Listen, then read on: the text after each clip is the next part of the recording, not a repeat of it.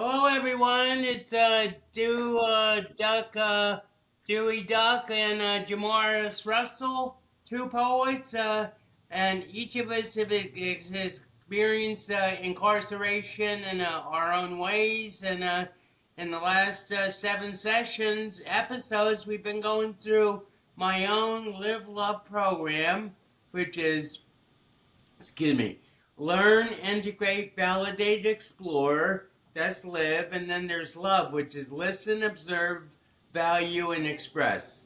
And we've now reached, congratulations, Jamar, we've reached the last letter of the live love hierarchy, which is express. So, how are you?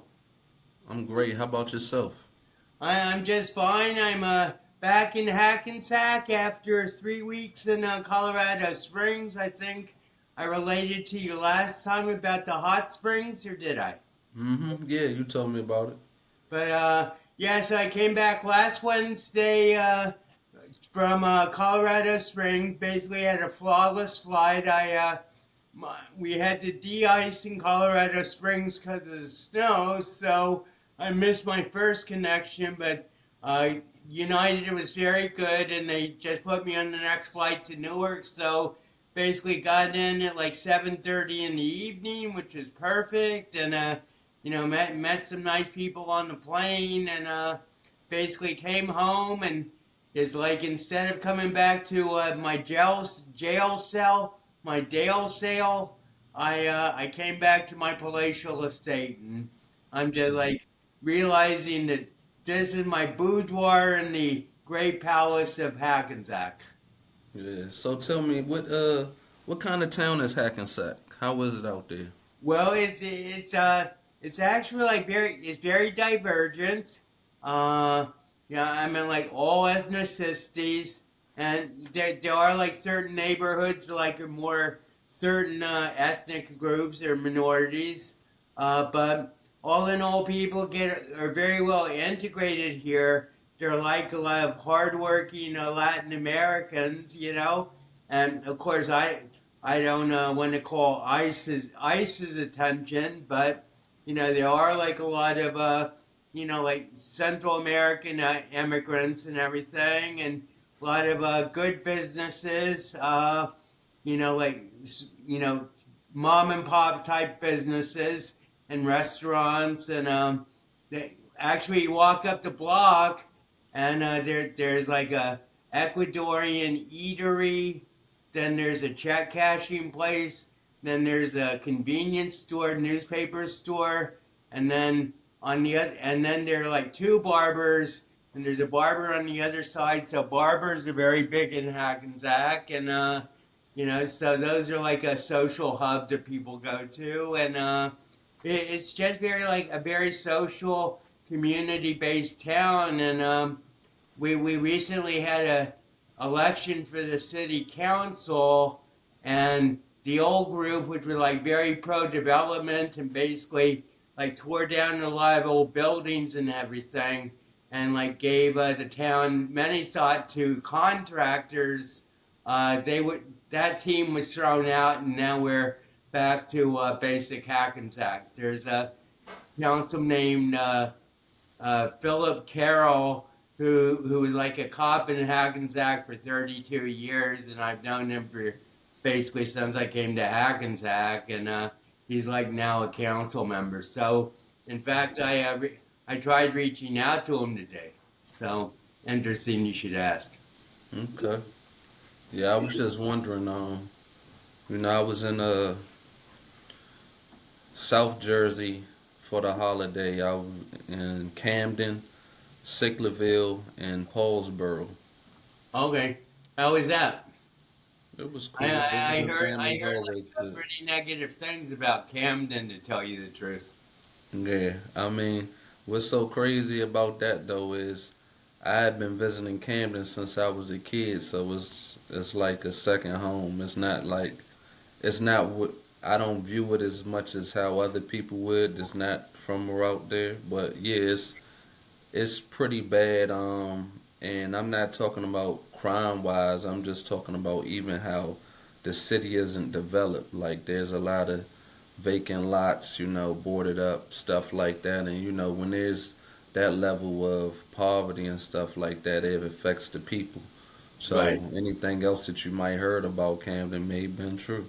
I don't, Well, you know. that's what I heard. I heard that it wasn't like really the crime was bad. It was just like everything was like boarded up and run down. Yeah, yeah, yeah, yeah. So, and that's sections, and I think there's different places is being fixed up now. A lot of things have changed since my childhood. Like even the house that was right next to my grandmother's house has been that's no longer there, and it's not like how my grandmother's house in D.C. is. That just got bought up and turned into something else. Like when I say it's no longer there, like you Right, wouldn't right. even know anything existed right there, So, um, Jim Brony's, which was a sub shop, that's no longer there. Different little things that I remember when I was younger is not there. Like either people done gone or just yeah. So. Well, it seems like there's a big gentrification movement in New Jersey because I mean, except and you'll like to, do you know the show Power? Power? Mhm. Mhm. Well, yesterday Hackensack turned into a film studio for the first season of the offshoot of Powers, which is called Origins, which is the story of the two kids in Power growing up as teenagers. And it was Yeah. supposed to be Queens, but they filmed it in Hackensack. So Yeah. it Of was like a course. big production. It was a big production, but right on my block, Jamart. Am I getting famous or what? Yeah. All the action coming towards you. You know Yeah, what I'm saying? absolutely. Yeah. But So yeah. anyway, so yeah, so apparently Power. I never watched the show, but For isn't real. that It's a good story. So, how much do you even know about the background with that? Do you Oh, know who the I know creator is? absolutely. Know virtually nothing. All I know is that apparently 50 Cent is one of the characters. You know who 50 Cent is though, Of right? course, Yeah. yeah, of course I know who 50. He's the guy who got shot 50 times. 9 times. But yeah, a rapper, actor, businessman, but yeah, he's the creator of that whole Power series, Power universe. So yeah, that's interesting.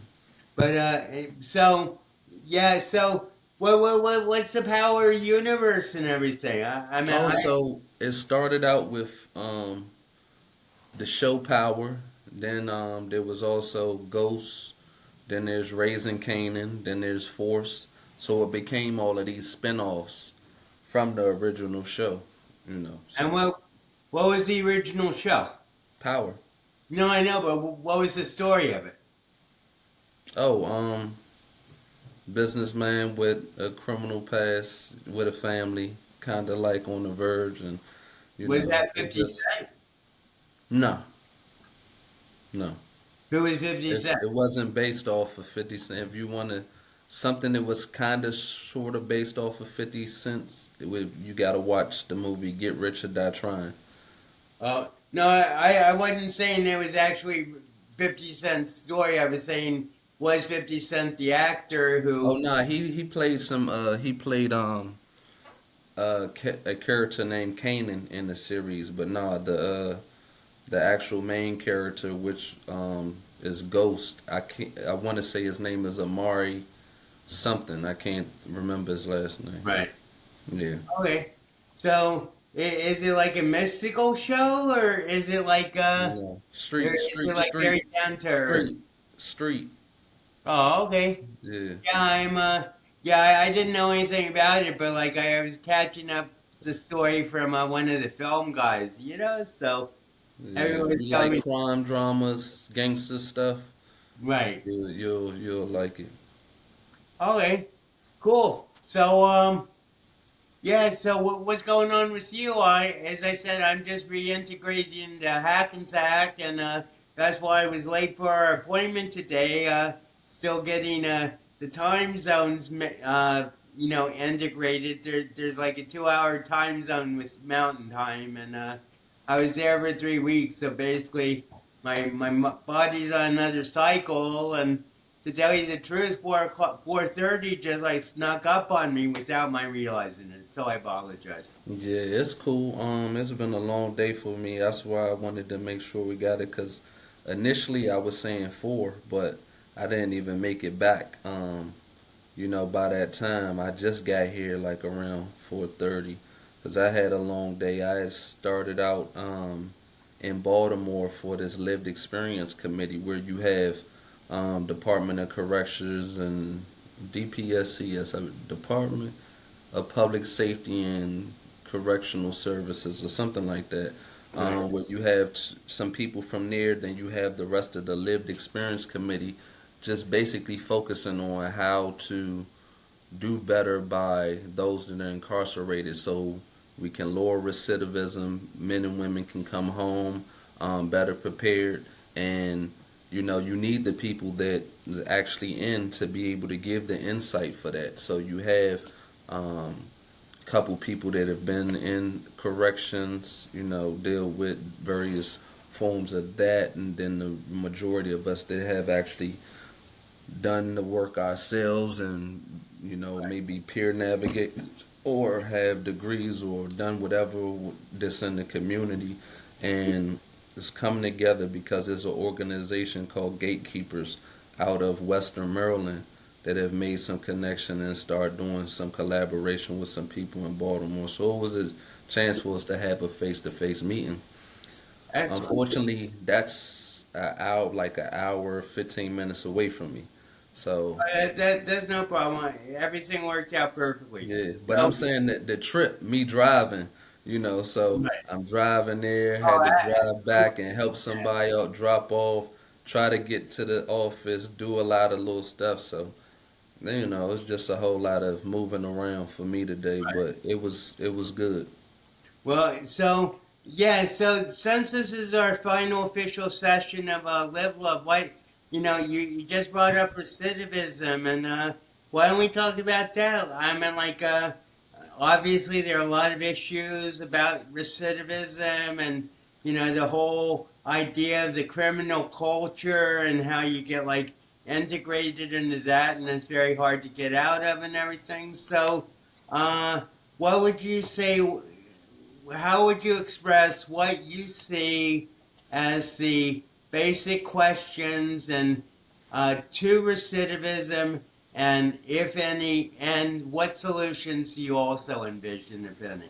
I say I mean, from my opinion, right? First of all, people will come from places where they haven't been invested into, and then they'll go into a place where they're not invested into, or what I'm saying, really getting the information on how to invest in themselves. And what I mean by that, let me make it broader.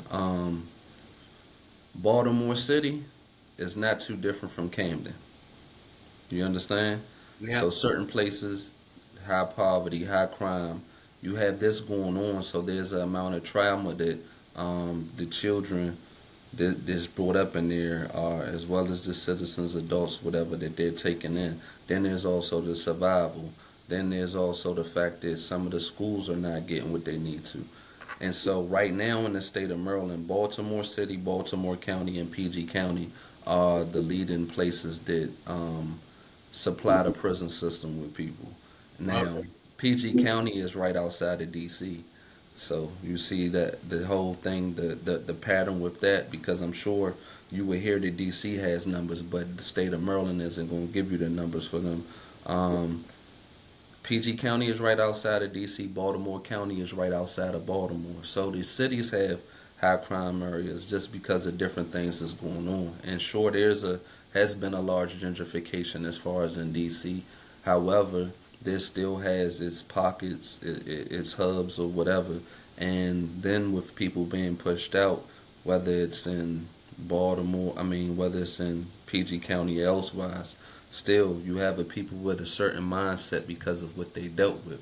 So it's an education, exposure, a lot of things that have to be done with people even out here. But inside, with people bringing in those same problems, and if they ain't have it out here, they're not gonna have it in there. And I mean, the money, the education. So if they're not given a chance to get the education, and sure, there's school in prison. However, you still have to be infraction free. You can't be this, can't be that. There's different things, and they only have but so much staff, as well as the lack of programming. Um, so you have that and other things that won't allow people to actually grow, and it's just not structured in a way to where the majority can do better. Right. And um, that's something that has to be changed. That's why the meeting where we had with the Returning Citizens Affairs Division or the Lived Experience Committee, we discussed these things which can help a person. They mentioned how so Delegate LaShawn Quanda Mosley had visited uh, Livingston or Langston, Kansas, someplace in Kansas, where she was saying they were Right. getting paid minimum wage, which was, maybe around $15. So with that, for a person to be able to get that inside would significantly help them save for the day that they're able to get released. So Right. that means they have enough money that they don't need to resort to crime, right? Or Right. they've been doing what they needed to while they were in there, and that's good enough incentive for a person to make sure that they stay out of trouble in prison to make sure that they're making decent money. Because if a person's not able to do that, they're gonna commit crime. Because there's stuff that's on the street right now that goes for a lot more in prison. The economy is different, so a person may lean to, let me break law while I'm in here so I can support myself because I may not have the help, and where else am I going to get it? So if there's that mentality in prison, how is that changing a person or helping a person with their thinking or their conditions for them to transition out here? So when they do get out here with that same behavior and stuff like that, then you're gonna get what you're gonna get. Now I'm not gonna say that's gonna be for everybody, but still, say if a person wasn't involved in anything criminal, but they weren't able to work, and they haven't been in practice of putting 8 hours of labor in a day, or haven't been able to develop a skill or know how to interview or fill out a resume or use the computer or technology and stuff like that. These are various blocks a person is going to face. Then on top of that, there's the mental challenges, because a lot of that can be overwhelming coming from uh, a place where there's routine, high level of security, to Right. coming out to having a whole lot of freedom. And these are the things that may be spoke about sometimes, but generally average person is not thinking about. You can't walk down the street and tell whether a person has been incarcerated or not. Right. Now, some certain things may be an indicator, how they carry themselves with certain things, but it's just not just like you couldn't go down the street and tell who's a thief, who's, Who's a mental case a usually? pedophile, you know what I'm saying? Who's an upstanding individual, Right. who can read, who can't, you just can't tell this on a face basis. So imagine you dealing with somebody that has maybe um, might be bipolar, dealing with PTSD, institutionalized, haven't been getting the help with certain things. It can go bad. Right. Or, you could be dealing with somebody that has also been in that situation and So, educated themselves, and they can be very helpful. so let me ask you. So basically, what you were talking about. I mean, how much resistance did you see to people in prison being educated? I mean, because I'm thinking of like mental health and agnosia. I'm sure I've gotten into this. Basically, agnosia is like the mental illness inability to comprehend that there's anything wrong with your brain. So, So um, I used to work up at the in the school. I was a teacher's aide, mhm, so they can only allow so many people per, and then sometimes there could be cultural differences, they can get in the way. Um, there's a person already feels oppressed while they're in prison, so there's different things that you don't want to encounter in the school. And then also there could be other people that can be disruptive for other people that's trying to learn in there. And it's just a little tough for folks. So you have that, but when you talking about people just totally being in the way of education and somebody have it, they took the Pell Grant out of the prisons in like the 90s because they felt like we shouldn't be paying for criminals to get an education. But listen, there's a lot of criminals that haven't been convicted, and I'm sure they're getting an education and getting Right, paid for right, it. So it's one of those things where it's an ideology and a way of thinking. And I remember coming across a CO, and he said something along the lines of, "Yeah, I don't want my taxpayers paying for you," or something like that. And I'm thinking like, you should thank me because now you have a job. right, So it's like, what are we talking about? And your tax money probably don't even, and who knows what percentage of that, because where I was at, I know that you damn sure getting cheap labor out of me, right? right, So, I mean, the fact of the matter is, so put it like this. I worked in Maryland Correctional Enterprises where I was responsible for the stickers for the tags, being right, the monthly stickers, the yearly stickers, temporary stickers. We might put out skids, and the skid is 60,000. So just imagine. I'm not sure how much the stickers cost where you at, but I know that they like, depending on if they're a year, whatever year, we talking about stickers that cost damn near $200 if they not more. right, So right, multiply that by 60,000, and I'm making sure multiple skids go out. You know what I'm right, saying, weekly, and then on top of that, um, I'm only getting paid pennies on the dollar, right. 140 a month. You know what I'm saying? So what are we talking about if you talking about what your taxpayers going, your tax money is going to good use because it got my ass in there slaving Right. away to make sure the state is making this money. But when it comes to education, there's not a lot for it. That's why I'm working on making sure to do the time, don't let the time do you, gets in the prisons for free. Then working on my right and freedom program, getting in there with the turning adversity into advantage for a point of change workbook, which we'll be doing next. Right. Going through that whole series. And that's How, the thing. how many is that, or what? How long is that? That's 12. That'll be 12 sessions. Well, I'm looking forward to that. That's going to Yeah. be great. So I'm in the jail. I'm in the jail in Upper Marlboro in PG County doing it now. But I it's a 6 week Mm, program there because is the one that we'll do, then one I'll give for homework. Because I mean the rate in which a unit can change is difficult. right, right. People coming in, coming out. It's not the same as in prison. Prison, you done been sentenced, you done got your time, you in there. You got a captive And audience. yeah, so and then in jail, people they may not be there that long. Though I was in jail for this, I was in there almost 3 years, you Right, know, because I had a mistrial, and of course with uh, certain charges takes a little bit longer to fight and trial. So right. yeah, but So let's let's jump up a little bit. So let's get beyond this prison mindset, and basically talk about what we talk about in Do Andrew Conspiracy, which is the power from within.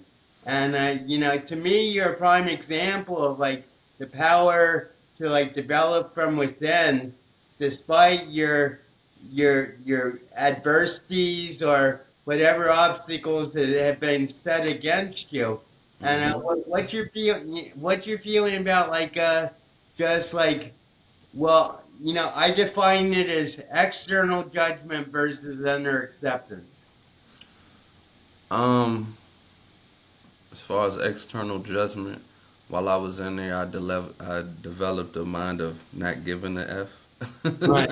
Because it was like, it didn't matter what nobody else thought because they couldn't free me. Like, if you weren't the judge or anything else, it didn't matter. You know what I'm Right. saying? If it didn't have nothing to do with me getting what I want, it didn't matter. So, um, I read a lot of books. Matter of fact, let me see if I could find this thing. So, my prosperity Bible, I'm gonna snatch it real quick. Okay. Consisted of it's a collection of books, and so you have Think and Grow Rich by Napoleon Hill, Acres of Diamond by Russell Conwell, A Message to Garcia, Elbert Hubbard, As a Man Thinketh, James Allen, The Game of Life and How to Play It, Florence Scovel Shinn, The Science of Getting Rich, Wallace D. Waddles, Creative Mind and Success, Ernest Holmes, Prosperity by Charles Fillmore, In Tune with the Infinite, Ralph Waldo Trine, The Master Key System, Charles F. Hannell, The Secret of Success, William Walker Atkinson, The Art of Money Getting by P.T. Barnum, The Way of Wealth by Benjamin Franklin, The Secret of the Ages, Robert Kohler, The Conquest of Poverty by Helen Wilmans, How to Attract Success by F.W. Sears, The Power of Concentration, Theron Q. Dumont, How to Grow Success by Elizabeth Town, The Mental Equivalent by Emmett Fox. These were books that I've read multiple times. Um, and with a lot of them, it talks about mindset. It talks about, the things that you should be doing to develop a wealth mindset, the plan that you should be putting in. And so a lot of times, because I read so many books, not every book will have me feeling good. So I may have to balance it out by reading one of those books afterwards. And Right. so by practicing a lot of the things and what they taught, it helped me. And I used that and applied, and I still do. I'm gonna have to go back to making sure that I read through those books because it's something about the words and the vibration in which it puts me on that it makes me feel better. And it was definitely something that I had to do in the dark place where I was. Right. So Well, one thing I'm speak. noticing is that uh, you really don't attract wealth until your body is ready for it. So this is one of the things, man. We got a moment for some poetry. I was just pulling out my own, but you go first tonight. So this was one of those things that I wrote, man, cause so the first time I got to see blue water, white sand, palm trees, my mother had me in Freeport, Bahamas. It was like Okay. heaven.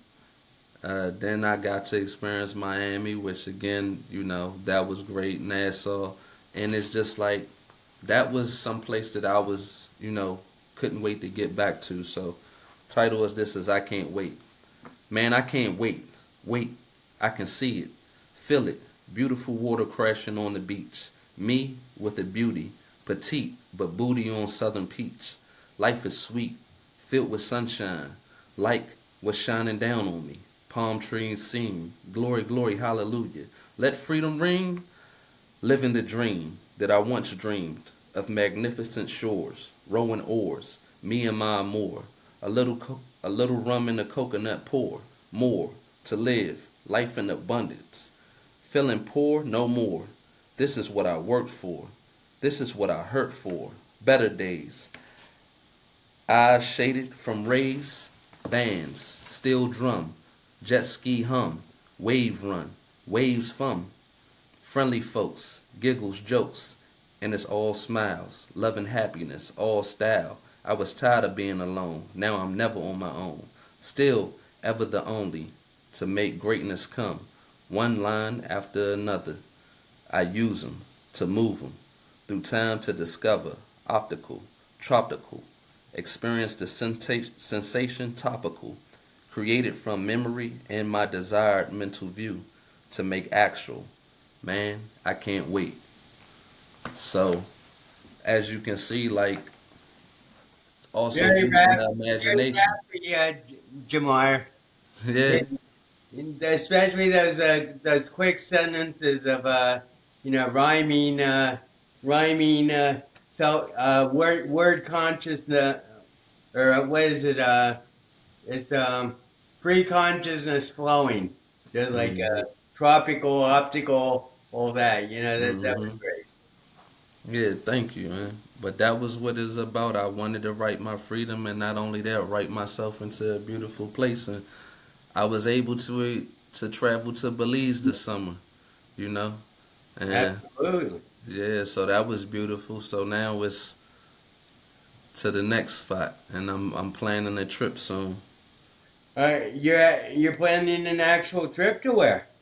I want to go somewhere in the Mediterranean, so I'm not sure if it's going to be Croatia, south of France, or whatever. But I'll have to make a decision because I'll have to start actually seeing what the plane tickets and everything like that is going to cost. But Right. that's the whole thing, being able to be blessed to be in a situation to where I can do so now. Well, I absolutely, and actually, I've heard a lot of good things about Greek islands. That rather than like early, at the end near the entrance of the Mediterranean, the Greeks are basically near the end of the Mediterranean. So, but that that there's obviously as much history there as anyplace else, and Hmm. but apparently some of the islands are just like absolutely beautiful to just vacation and Yeah, so that's what I'll be trying to be working on. You know, organizing. right. But yeah, I'm still feel I'm on target for my $1 million by January 1st. There we go. Been working on some deals. They might have fallen through, but we're just pressing on very confident. And one of my readers said is today is the how is up to God. So I'm Hmm. just leaving it to God and see what He develops. But that's my target is $1 million by New Year's. There we go. There we go. It's the And countdown now. with that, this is called a prayer for Friday morning, even though it's Tuesday, but I like the title. I just want to thank God for use of this earthly bod, the deity who is eternally real and knows always how I feel, loving me when I am sick and tried my shrink to trick into thinking was not schizophrenic, which I wasn't able to do, as before my eyes life flew, while praising you for beautiful females with whom I drank many ales that led to multiple sweet kisses, but ultimately never led to misses, which who would be with me forever. In deep relationship, nothing could sever. Though women have been best friends to you, Lord, my soul sends. The truest words of pure devotion in my moments of concrete devotion, pondering sacrifice of your only Son, who against death and devil won.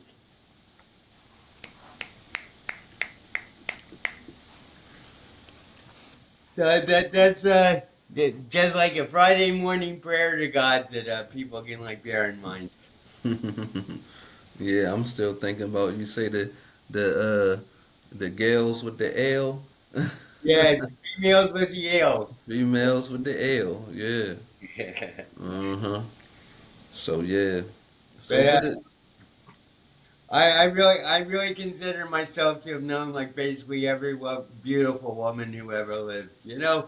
At least from New Jersey. So I just feel very fortunate that the Lord has blessed me with so many female avatars to admire.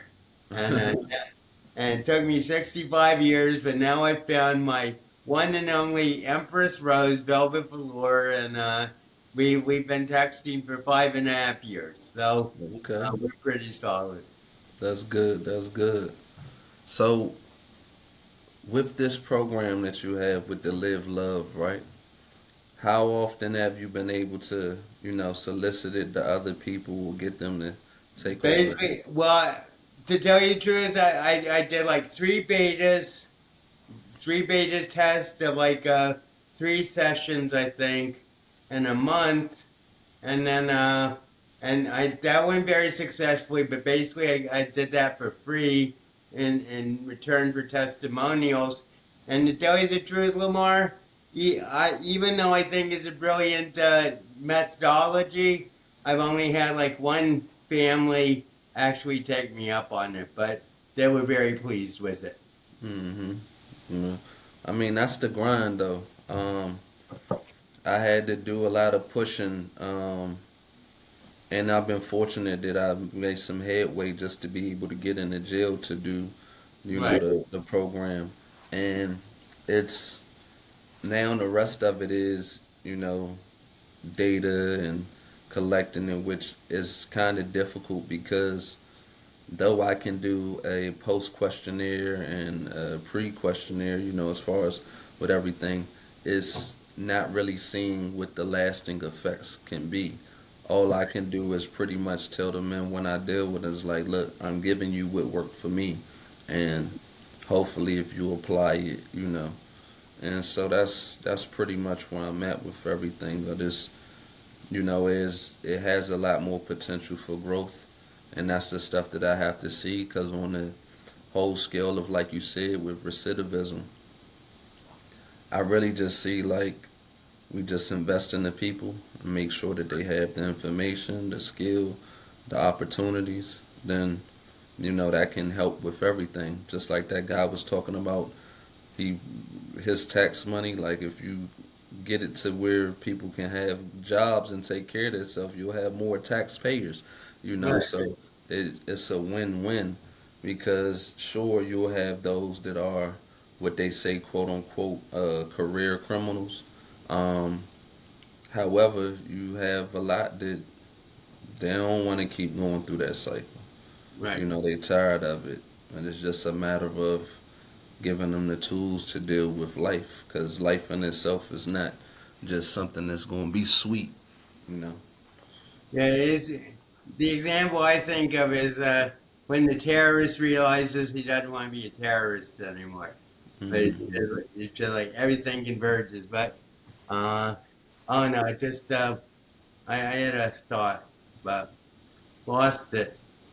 Um, but yeah, what you're saying is exactly true. And oh, I know what I'm going to say. What I figured out is my time of playing small is over. So if I'm ever having any doubts or fears or anything, I just say I am fucking Dale, and nobody fucks with me, and I'm going to do what I want to do because I know it's right.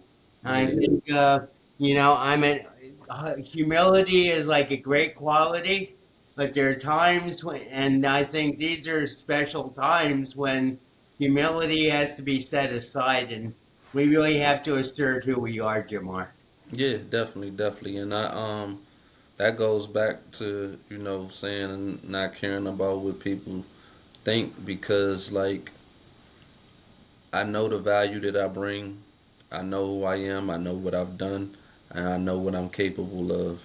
And it's just a matter of I'm not gonna wait for somebody to tell me or give me the okay. It's either you gonna do what you say you're gonna do, or I'm gonna find another way.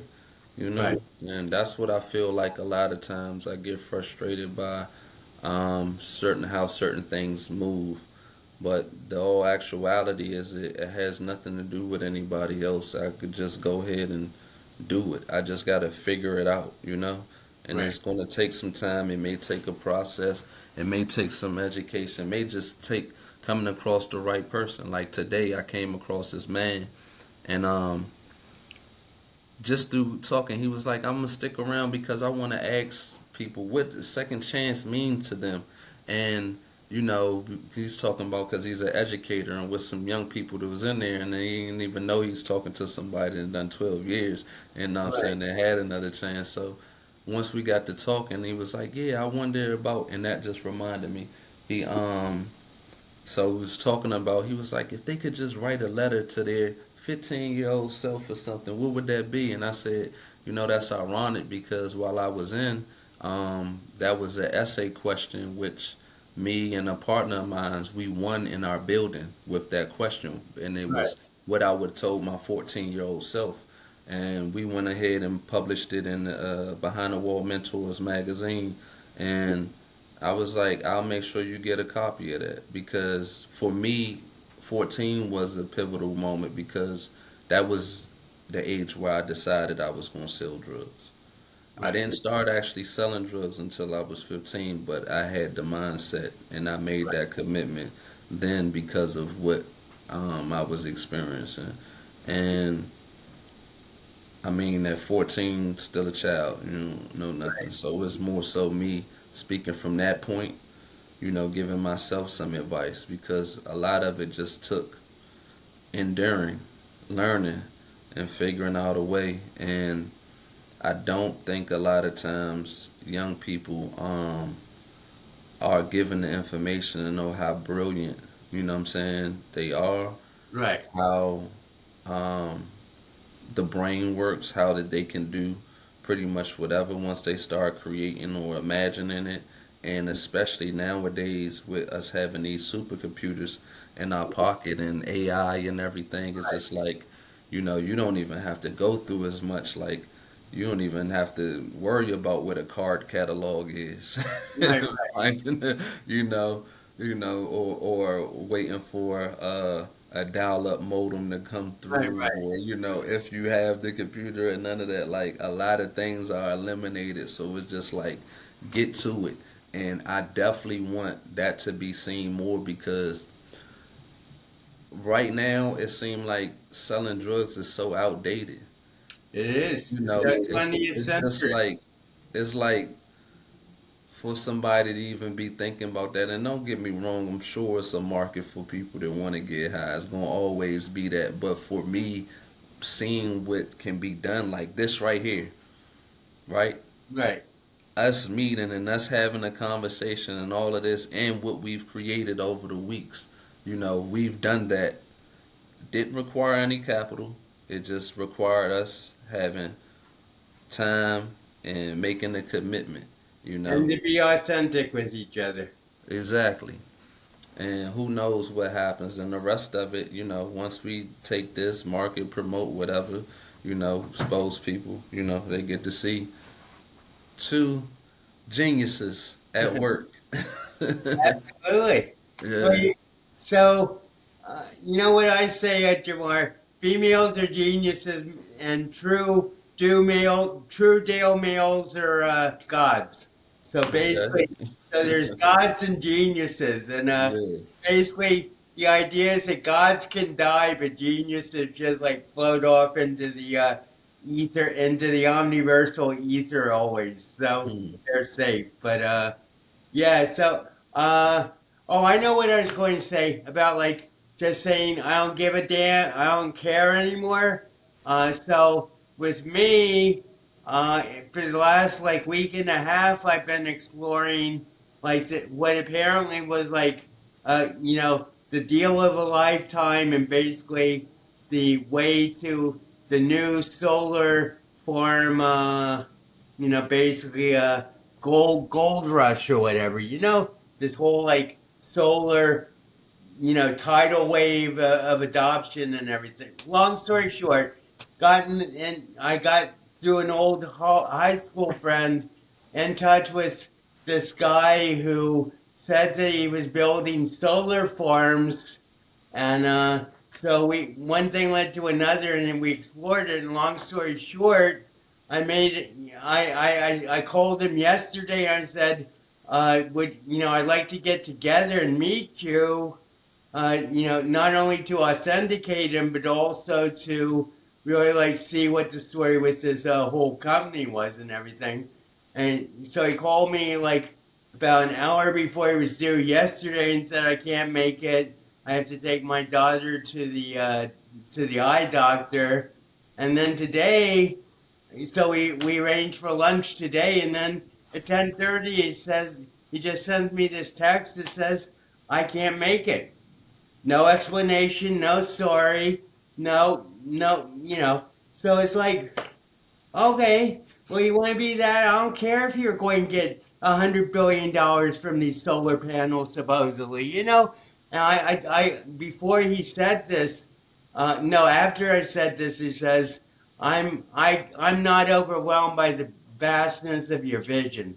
So just to like dig it in a little bit, but anyway, so we're finished with him. My basic partner, Andrew, who is my podcast co-host. He and I are basically sort of like a living corporation together, and so basically he was in on this solar deal, and he Hmm. agreed. Sky doesn't want to deal with you, which brings up my point. Donald Trump is the art of the deal, but Duck is the art of the deal. There you go. Yeah, man. It's funny that you even mention that because it's like I'm still at a point where it's like I marketing and packaging what I have. It is like I know what I'm trying to do and I know what I have that's capable and the impact that it can make on the incarcerated population as well as some other people. But it's like I can't force anybody to see the vision. I can't force anybody Right, to appreciate it. And in all actuality, I think a lot of times, and it's not that the writing is terribly bad or anything like that, or it's just like a lot of times if you're not close to that, you don't see the value. And so for the ones that are, it's like, all right, what do we do? And then I'm like, how do I use this and grow and monetize? Because right, I right, think that being continuously becoming a success and then especially having the money with it, it entices more people to be like, well, let me look into this. right. What's the type of things that's going to attract the necessary help, the necessary participants, everything that it needs. So that's my whole thing is I have to be the example. Right. So by being able to say, yeah, I'm not only a client, I'm the president. So, you know what I'm saying? Like, it's one of those things that, you know, just goes off to speak for the work.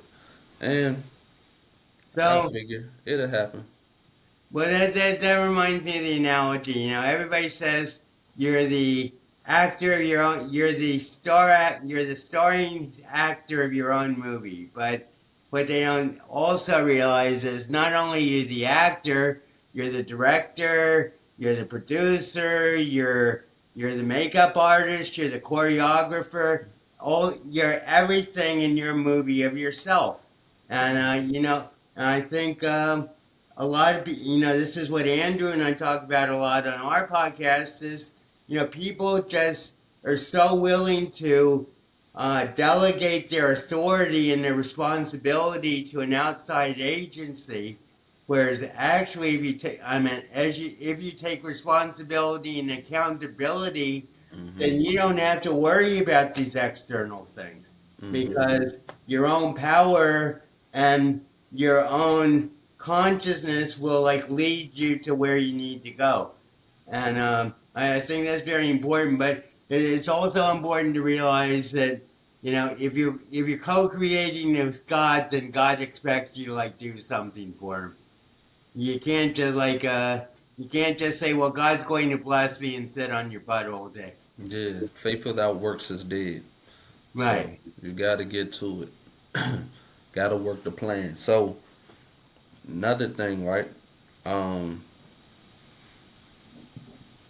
the brother that I had met today, he was showing me how he took some ideas from his students just off of sticky notes and created a video with it. And so he showed me how to do this with both Sora and Power Director.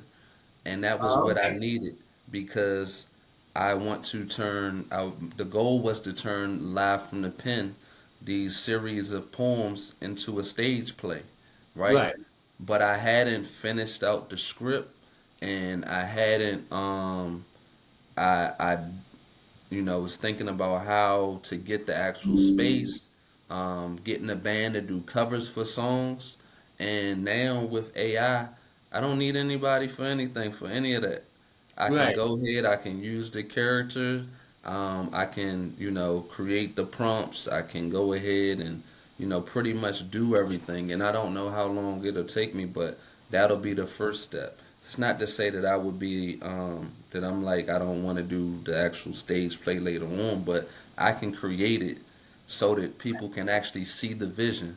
And, there I go. And I would love to take that and see if I can actually make automation with my children's books so that Right. they come to life and, just kind of make a whole thing of that. And so I was excited by even seeing that information because it's like now that we talking about expression, I've Right. taken my imagination, my words to create something that actually now has a visual with everything and it's going to take on a life of its own. So, Well, one thing I'm discovering is the more you truly pursue your vision, the more quickly other people catch up with you. hmm. Yeah, yeah, yeah. So that's the thing. I mean, It's when you're really in what yeah. your vision is, Mm-hmm. then everybody has seen your vision before you actually realize it. That's how Yeah. I feel. And that's the thing, like, is we're doing this, right? Because I that's like when you were even asking me about this live love, and I just thought I was like, you know what? I said that'd be a good idea. You do your program, I do my program, and then that gives us over 20 episodes, including the intros and whatever it Right. is. Because I was listening to one of these podcasts when they were talking about the 1% of podcasters that go on to do it. It said most people don't do over 20. Once you do over 20, you're in that 1%. Right. And I'm like, all right, well, we got programs, so it's not like we don't have content. All we doing is using what we already have, and in the Right. combination of it, we have enough to go ahead and the rest of it is figuring the rest of the stuff out. Cause And Andrew and I've been improvising from show one, so I mean yeah, how we're many episodes do you have with Andrew? we're up to 38. You're up to 38. Then you had all those other ones that you said that you did with Yeah, collaboration. I'm Yeah, all over the internet someplace, so.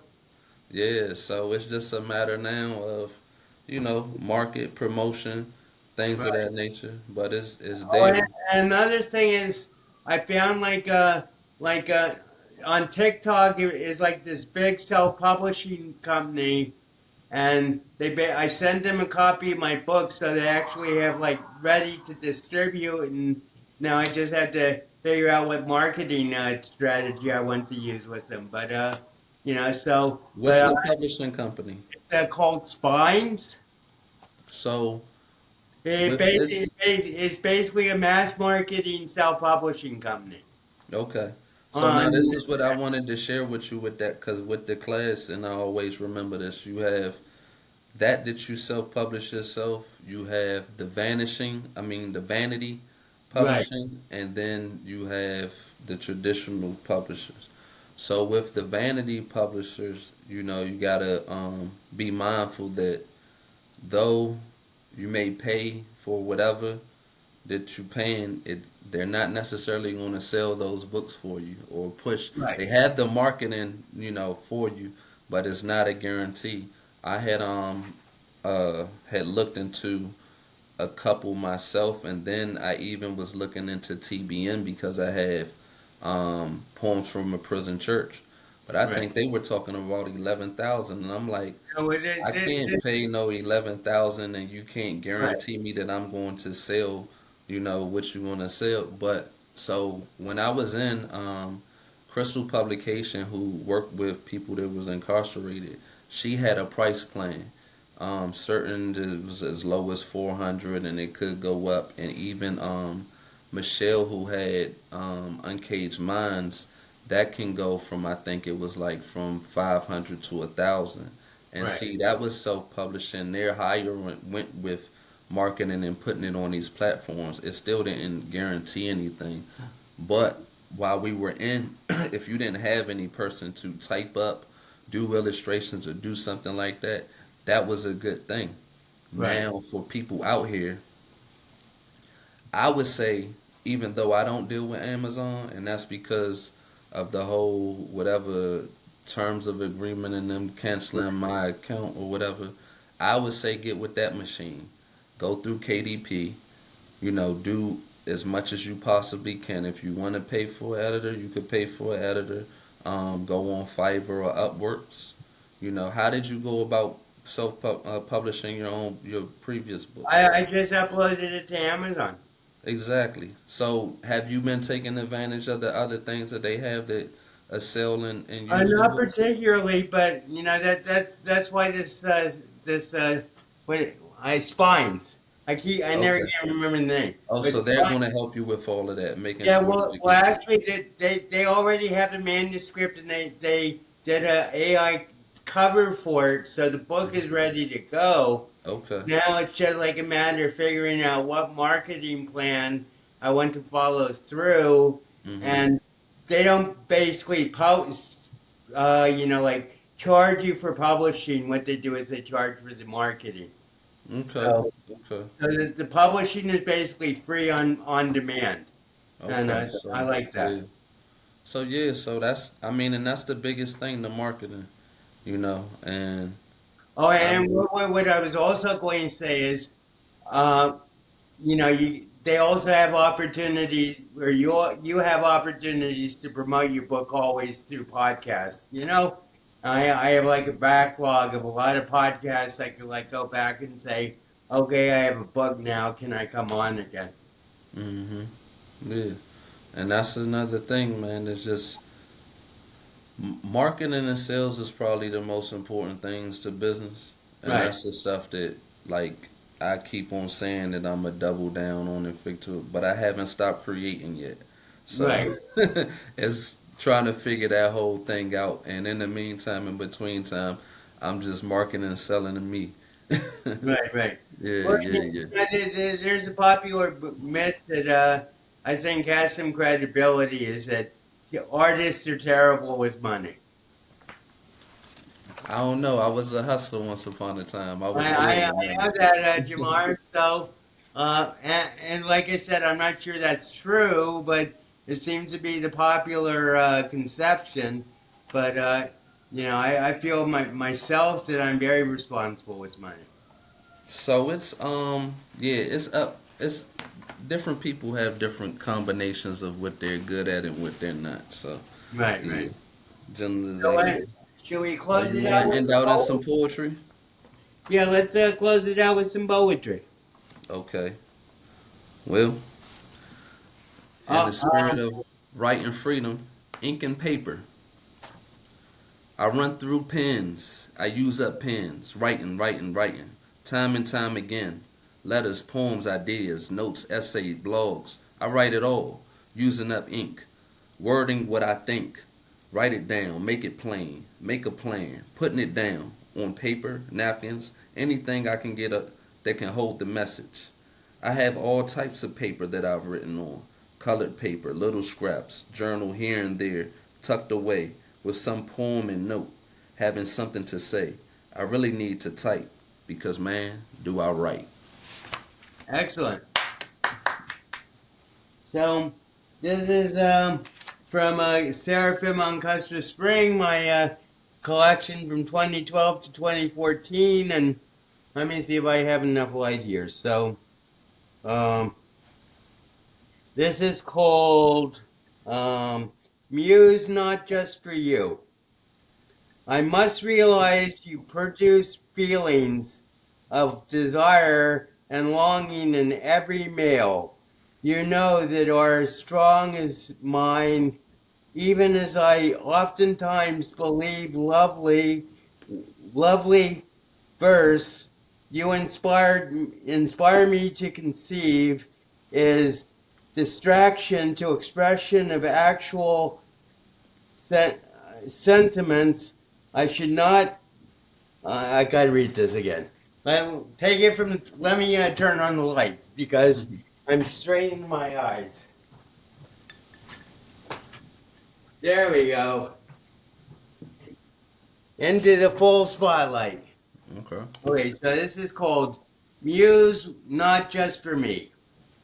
I must realize you produce feelings of desire and longing in every male. You know that are as strong as mine. Even as I oftentimes believe lovely verse to inspire me to conceive, its distraction to expression of actual sentiments, I should not hide in the maze of words that disguises my true craving. I carry to hold you forever in loving bear hug of deep emotion.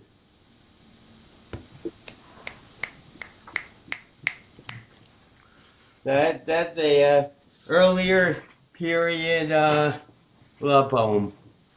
How many books you got again, Dale? I got 5 books on Amazon. 5 books on Amazon. Good 5 stuff. poetry collections under the name DEW, D. Walsh. Mm.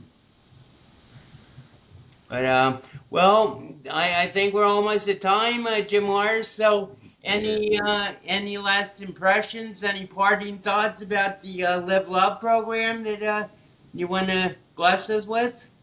Um, my whole thing is that I hope that people can appreciate it. Anybody that's going through it and understanding the cognitive and therapeutic aspect of it, and you know, um, of course, I've never dealt with schizophrenia, but if this is what helps, this is what that people can hear it out and use that, especially for the families that deal with whoever that they love that is going through it. I I said I'm not going play small anymore, so this is my like new career summary. I am the greatest living experiential schizophrenic in the world, expert in the world. I am the world's foremost experiential schizophrenic expert. hmm So there you go, live from the mouth of the expert. Yep. So thank you very much, everybody, for joining us. Next session, next episode, we'll be delving into Jamar's program, which is into what is it? Turning adversity into advantage. Oh, okay. The Writing Freedom Program.